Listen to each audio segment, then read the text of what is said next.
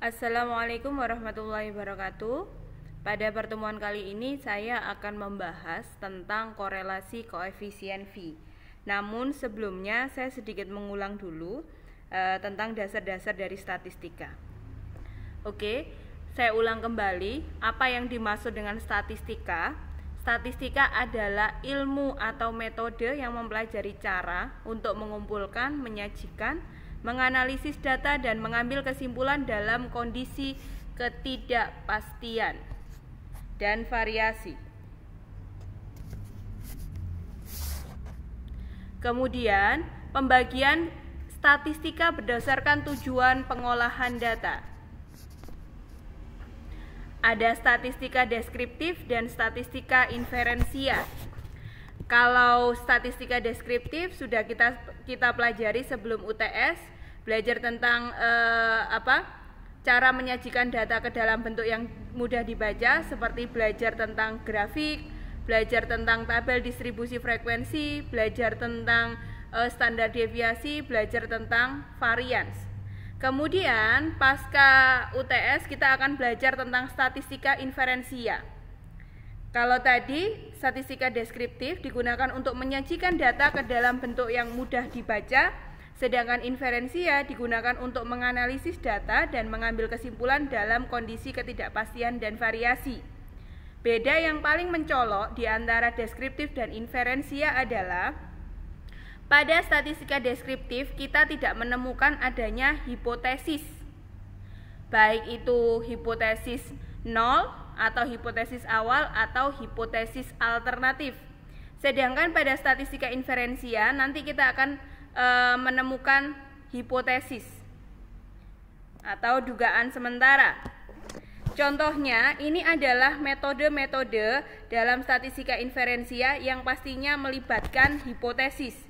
Ada korelasi product moment, UGT, regresi linier, sederhana, korelasi ganda, ANOVA, ANCOVA, dan seterusnya. Di sini paling mudah kita membaginya menjadi dua, yaitu analisis komparatif dan analisis asosiatif. Kalau analisis asosiatif itu kita ingin menyelidiki tentang hubungan antar variabel. Biasanya variabel independen dan dependen. Sedangkan kalau statistika komparatif itu kita ingin membandingkan antara dua variabel. Oke, cirinya kalau asosiatif itu biasanya jika kita ingin mencari hubungan atau korelasi, kemudian kita ingin mencari pengaruh. Sedangkan kalau komparatif kita ingin mengetahui apakah ada perbedaan antara rata-rata dari satu variabel dengan variabel yang lainnya. Oke, ini adalah hipotesis yang tadi saya ceritakan. Jadi ada dua, hipotesis asosiatif dan komparatif. Kata kuncinya kalau asosiatif itu adalah mencari hubungan atau pengaruh, sedangkan kalau komparatif kata kuncinya adalah kita ingin mengetahui apakah ada perbedaan antar variabelnya. Oke, untuk variabel penelitian.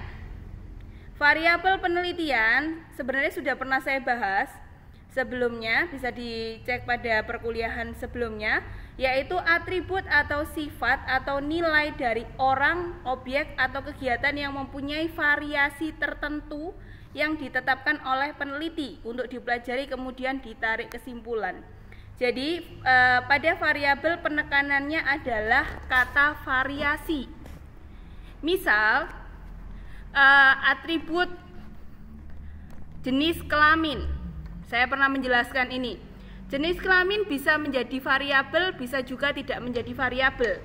Jika dalam jenis kelamin tersebut ada variasinya, ada laki-laki, ada perempuan, maka jenis kelamin disebut sebagai variabel. Sedangkan apabila tidak ada variasinya, misalkan siswa SMK Kencatingkan misalkan, atau Tata Boga misalkan seperti itu, siswanya semuanya perempuan, maka di situ jenis kelamin bukanlah suatu variabel karena tidak ada variasi di dalamnya. Tetapi apabila jenis kelamin di SMA, siswa SMA ada laki-laki, ada perempuan, maka Di situ jenis kelamin disebut sebagai variabel. Dan ini adalah contoh beberapa variabel. Ada tinggi, berat, sikap, motivasi, dan sebagainya. Oke, macam-macam variabel. Pada dasarnya kita harus mengetahui secara sederhana kita bisa membedakan variabel menjadi dua. Walaupun ada variabel lain selain variabel ini, tetapi pada dasarnya kita membedakan menjadi dua, yaitu variabel independen dan dependen. Kalau independen itu adalah variabel yang mempengaruhi variabel lain, sedangkan dependen itu variabel yang dipengaruhi oleh variabel lain. Misalkan saya punya dua variabel, variabel motivasi dan prestasi. Posisinya variabel motivasi di sini sebagai variabel independen karena dia yang mempengaruhi prestasi belajar siswa. Bukan prestasi mempengaruhi motivasi, tetapi motivasi mempengaruhi prestasi. Sehingga motivasi di sini kedudukannya adalah sebagai variabel independen. Variabel independen biasanya disimbolkan sebagai variabel X, sedangkan dependen sebagai variabel Y. Dan ini ada contoh yang lain lagi, komitmen kerja terhadap produktivitas kerja. Jadi komitmen kerja itu di sini dianggap ada teori yang mengatakan bahwa komitmen kerja berpengaruh terhadap produktivitas kerja. Semakin tinggi komitmen kerja seseorang, maka produktivitas kerjanya juga semakin tinggi atau semakin baik. Oke, skala data. Skala data ada nominal, ordinal, interval, rasio. Kita bisa membedakan bahwa nominal dan ordinal bentuk datanya adalah kategorikal, sedangkan interval atau rasio bentuk datanya adalah angka. Namun ada sedikit perbedaan. Kalau nominal itu tidak bisa diurutkan datanya, sedangkan ordinal bisa di-ranking, bisa diurutkan. Ini bisa dilihat contohnya. Kalau nominal seperti jenis kelamin, asal daerah, suku, agama, dan warna, jurusan, fakultas. Jadi dia tidak bisa diurutkan. Misalkan saya mau asal daerah, misalkan Surabaya dulu, Ponorogo, kemudian Madiun, atau saya urutkan jadi Ponorogo, Madiun, Ponorogo, tidak Madiun, Surabaya, tidak masalah. Terus kalau ordinal itu ada jenjangnya seperti SD, SMP, SMA. Kategori IPK, IPK tinggi, sedang, rendah, cum laude, memuaskan, sangat memuaskan, memuaskan. Jadi ada jenjangnya, kita tidak bisa ngawur untuk menyebutkan urutannya. Sedangkan interval dan rasio bentuknya angka. Kalau interval dia punya kalau rasio dia punya nol mutlak, artinya nol yang benar-benar nol. Contohnya berat badan 0 kg, tidak ada beratnya. Tinggi badan 0 cm, tidak ada tingginya. Jarak 0 km, tidak ada jaraknya. Interval, tetapi kalau misalkan saya menyebutkan suhu 0 derajat Celcius, ada rasanya, maka masuknya interval bukan rasio. Nilai 0, IPK 0 itu ada artinya mahasiswa tersebut tidak mau belajar, jadi nilainya jelek, seperti itu. Kemudian langsung kita ke korelasi koefisien V. Jadi korelasi koefisien V itu masuknya sebagai statistika inferensia yang asosiatif karena ingin mencari hubungan antara variabel independen dan terhadap variabel dependen. Oke, ini saya buat ringkasannya. Jadi pada saat kita ingin menganalisis suatu data, kita harus memastikan ada 3 komponen ini, yaitu komponen hipotesis, statistik uji, dan keputusan.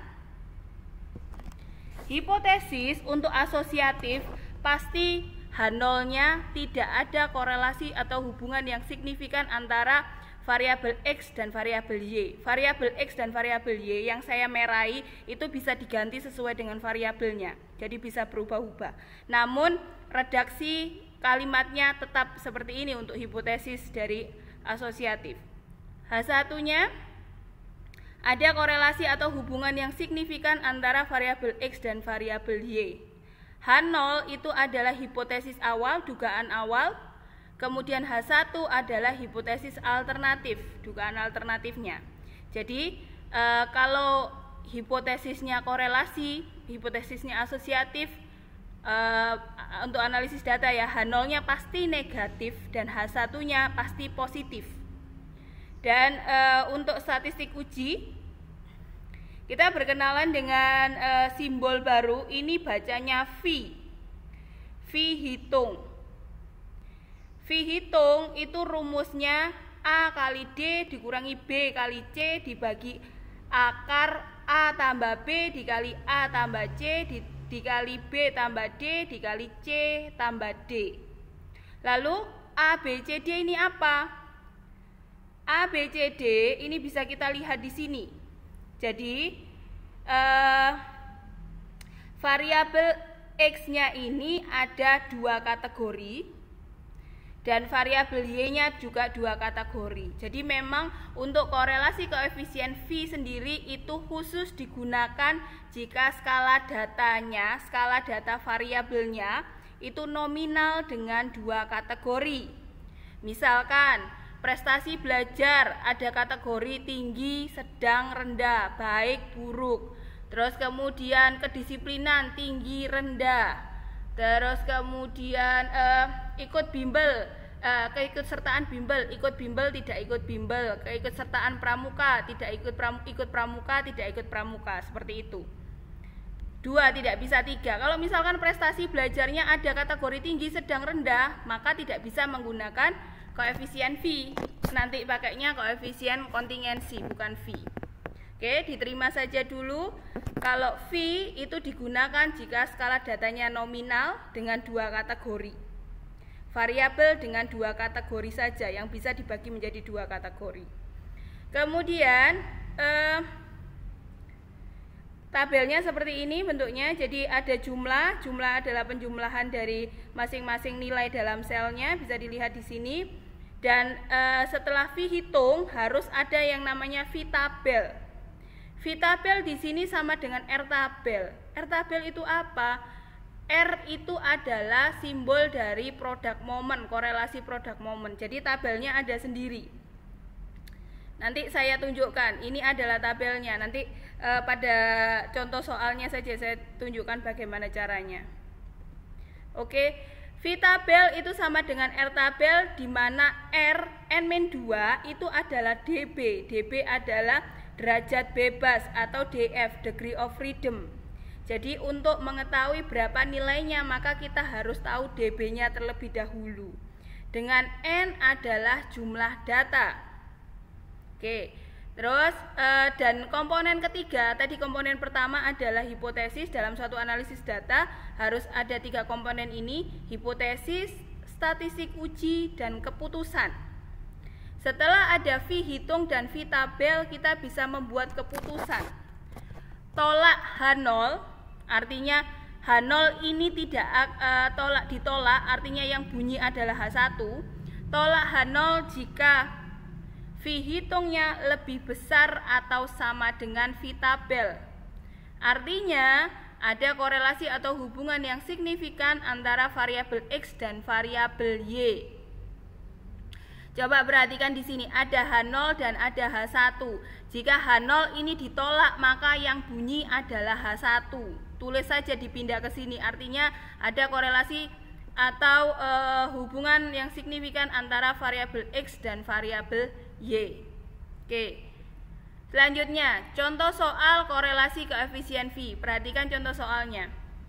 Ujilah apakah ada hubungan atau korelasi yang signifikan. Signifikan itu berarti antara keikutsertaan bimbel dengan prestasi belajar siswa pada tingkat kesalahan atau alfa 5%.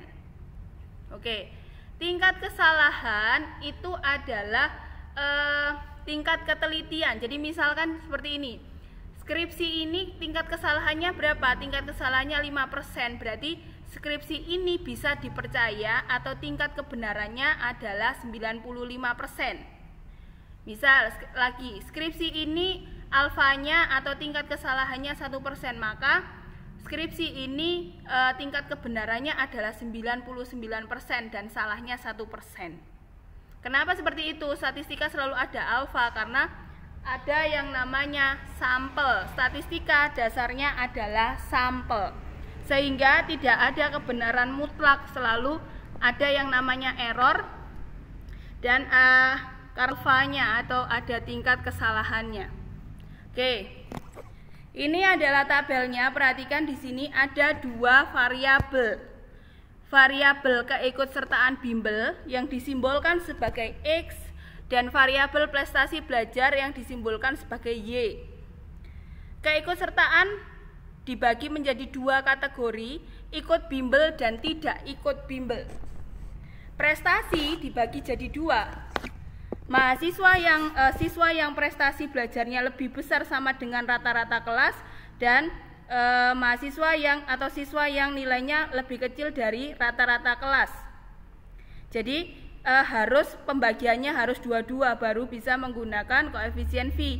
Namun jika bisa menggunakan koefisien V, pakainya koefisien kontingensi. Oke, diikuti saja dulu. Terus selanjutnya langkah-langkah analisis korelasi koefisien V. Pertama, kita buat tabel perhitungan seperti ini. Datanya kita masukkan semuanya dan kita hitung jumlahnya. Tulis A, B, C-nya, A, B, C, D-nya dan juga total jumlahannya. Setelah kita membuat tabel perhitungan, kemudian yang kedua, hitung V hitungnya dengan rumus yang sudah diberikan tadi di depan, statistik uji tadi. Kita masukkan angkanya, kemudian kita dapatkan V hitungnya adalah 0,257. Selanjutnya, setelah kita dapat V hitung, kita hitung V tabelnya. V tabel itu sama dengan R tabel. R tabel adalah tabel dari korelasi produk momen. V tabel itu dB-nya atau dF-nya, derajat bebas atau degree of freedom-nya adalah N-2.